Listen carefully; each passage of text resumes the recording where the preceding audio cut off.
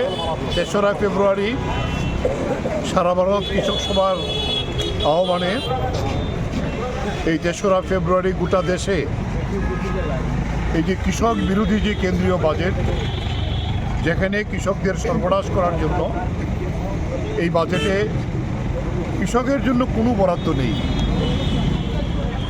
কৃষকের ফসল কেনা ন্যূনতম সহায়ক মূল্যে টাকা বরাদ্দ নেই। কৃষকের ঋণ মুকুবের একটি কথা নেই। যেখানে আত্মহত্যা হচ্ছে, 1.5 লক্ষের উপরে কৃষক আত্মহত্যা করেছে গোটা দেশে। সার এবং অন্য যে বিভিন্ন ইনপুটস সামগ্রী কৃষিকাজে লাগে, তার জন্য বাজেটে যে ভর্তুকি দেওয়া হয় বরাবর, একটি শব্দ নেই। সেচের নতুন প্রকল্পের কোনো জন্য টাকা বরাদ্দ নেই।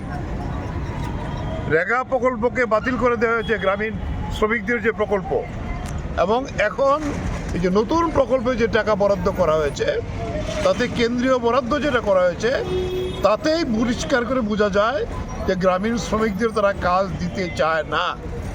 তার উপর আছে রাজ্য সরকারগুলো 40% দিতে হবে। এই বিষয়গুলো নিয়েই আমরা বলবো, কৃষকরা আবার কৃষি করতে হলে ঋণের ফাঁদে তাকে জড়িয়ে যাওয়া হবে। কৃষক আত্মহত্যা বাড়বে। এই বাজেট কৃষকের আত্মহত্যার একটি দলিল হয়েছে।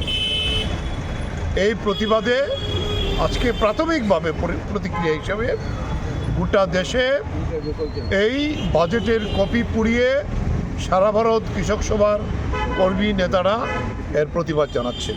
ইতিমধ্যেই সারা রাজ্য থেকে এখন আমি যা খবর নিলাম, বিলোনিয়াতে হয়েছে, আমাদের পানিসাগর ধর্মনগরে হয়েছে, উদয়পুরে হয়েছে, বিভিন্ন জায়গাতে শুরু হয়েছে। আগরতলা আমাদের একটি যুক্ত সভা ছিল ট্রেড ইউনিয়নগুলির সঙ্গে। এই সভা সেরে এসে আমরা আমাদের কৃষক সভার এই রাজ্য কমিটির পক্ষ থেকে এখানে এই কর্মসূচি আমরা সংগঠিত করছি। তাই এই কর্মসূচি আজকে মূলত বাজেটের কপি পুড়িয়ে গোটা দেশের সঙ্গে ত্রিপুরাও এই প্রতিবাদে